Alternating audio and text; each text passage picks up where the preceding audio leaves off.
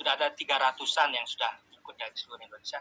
Kami lemparkan ini tantangan kepada mereka, tulis satu isu, boleh lebih ya, tentang perubahan iklim yang Anda kenal daerah Anda itu, dan pemenangnya dapat tiket untuk meliput COP21 ya di Paris 2015 waktu itu ya. Dari berapa ya, 50-an yang kirim. Nah, terus 2 tiket yang kita tawarkan, dua-duanya dimenangkan oleh wartawan yang di Bengkulu, kebetulan di provinsi yang sama. Terus mereka ke Paris dan setiap hari mereka kirim ya, saya minta kirim itu untuk nanti kita angkat di situs LPDS itu, dikirim dan mereka pulang dan kita bukukan tuh karya mereka itu. Jadi di sini yang saya mau katakan, kecepatan mereka menulis ya. Yang satu ini si yang dari Bengkulu, dia wartawan Antara itu. Dia itu menulis, mendengar wartawan, mendengar pembicara dalam konferensi pers, seminar. Dia nggak bertanya itu kepada si pembicara itu. Dia langsung menulis itu beritanya saat itu, dan selesai konferensi pers itu sudah kirim itu, saya baca sendiri kok itu. Ya, saya buka Antara, sudah dimuat itu beritanya. Jadi di sini kecepatan ya, dengan akurat bagaimana Anda melaksanakan tugas jurnalistik Anda, tapi dengan memakai perangkat digital itu secara produktif, efektif. Itu baru berita ya, yang kita sebut sebagai karya seketika itu, break news report ya. Tapi Anda juga dituntut untuk menulis secara berkedalaman. Nah, ini kebetulan itu yang harus saya lakukan kalau menulis ke luar negeri itu. Yang terakhir itu sepanjang berapa ya, 2000 kata itu berlangsung pengolahan selama 2 bulan itu. Jadi bolak-balik ditanya itu, tim editingnya itu sangat menuntut itu, dan saya hargai itu ya. Sampai saya harus menulis draft 4 kali. Akhirnya diterima, sepakat bahwa ini isi yang harus dipakai ya, yang layak dipakai untuk dimuat dan dikirim. Jadi di sini Anda menulis karya berkedalaman, Anda dituntut menulis panjang dan dalam itu ya, mengenai isu yang relevan, yang lagi sedang disorot masyarakat. Saya tawarkan 2 deh, mengenai peliputan mengenai ini energi ya, yang menjadi biang kerok energi ini batu bara itu ya, karena batu bara itu penghasil emisi CO2 ya, karbon ya, gas rumah kaca secara besar itu ya, volumenya besar. Nah, bagaimana untuk menurunkan emisi dari bahan bakar fosil ya, harus menurunkan atau mengurangi pemakaian batu bara. Nah, itu isu besar sekarang. Bagaimana Anda meliput perubahan iklim dengan memperhatikan penurunan emisi antara lain dari bahan bakar fosil. Itu tantangan bagi wartawan sekarang. Baik. Ya, satu lagi sebagai penutup apa itu? Itu yang Anda tanya, tantangan, bagus ya. Jadi tantangan bagi wartawan abad ke-21 ini ya, nggak usah panjang, lebar, dan luas ya meliput segala macam isu ya. Secara umum Anda ketahuilah politik, ekonomi, musik, tapi Anda memperhatikan ke satu isu yang bagi Anda itu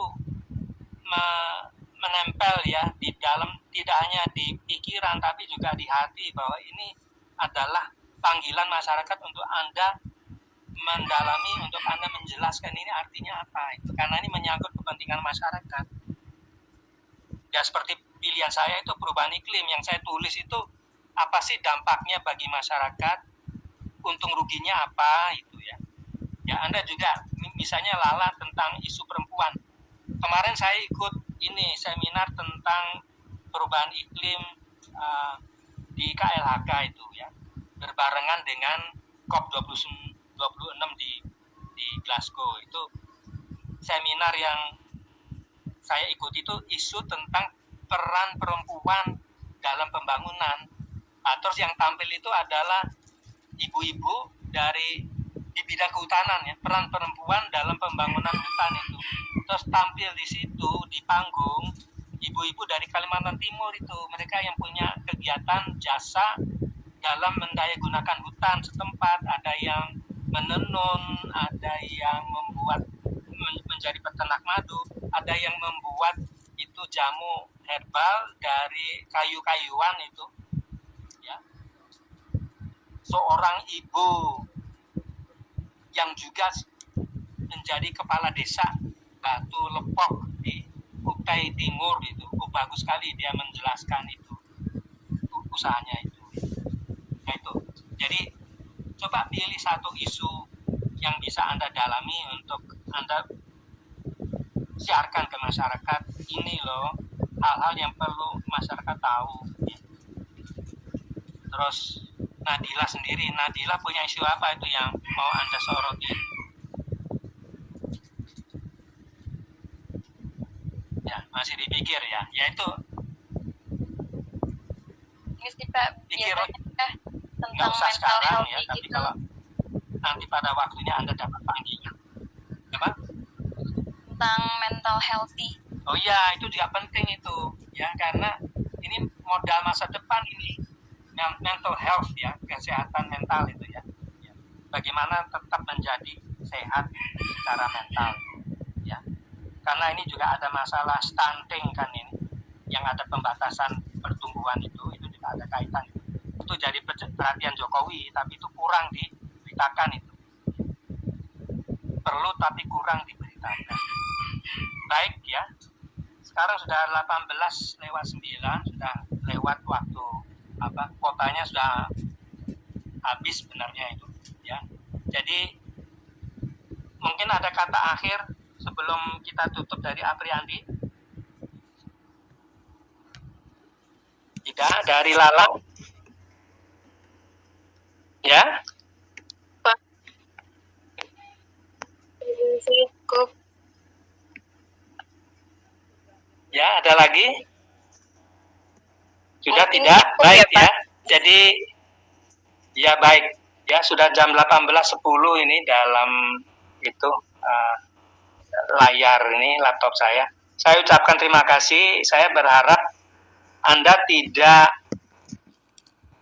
lelah ya dalam mengejar apa yang Anda bayangkan di masa depan Anda dalam berkarir ya. Yang penting itu niat datang dari hati Anda sendiri, bukan dari orang suruh Anda untuk memilih ini atau itu ya. Karena panggilan dari hati sendiri dengan dimotori oleh otak Anda itu, nalar Anda itu yang menjadikan Anda profesional. Tahu melakukan hal benar dengan benar. Tahu menyampaikan fakta benar dengan cara yang benar ya. Baik, dengan ingat pada panggilan pasal 1, 2, dan 6. Baik. Terima kasih. Wassalamualaikum warahmatullahi wabarakatuh. Waalaikumsalam warahmatullahi wabarakatuh. Terima kasih Bapak. Terima kasih Pak. Bisa dokumentasi dulu Pak? Mau difoto dulu? Mau didokumentasi? Iya. Bukan kamera yang baik gitu. Kalau Lala sama Nadila sudah disiapkan ya penampilan dari awal nih. Gak apa-apa. Saya mulai ya. Boleh. 1, 2, Sudah belum? 3. Oh iya. 1, 2, 3. Sudah Pak. Terima kasih Pak. Terima kasih atas waktunya. Sama sukses ya. Ya Pak. Oh iya, salam ke dosen Anda ini Bu Ika ya. Buka. Ya Iya, Pak. Pak. Salam ke Bu Ika. Bu Ika juga hebat loh, sudah S3 itu ya. Iya, hebat itu. Pak, hebat Bu Ika Pak. Baik, wassalamualaikum. Salam. Waalaikumsalam.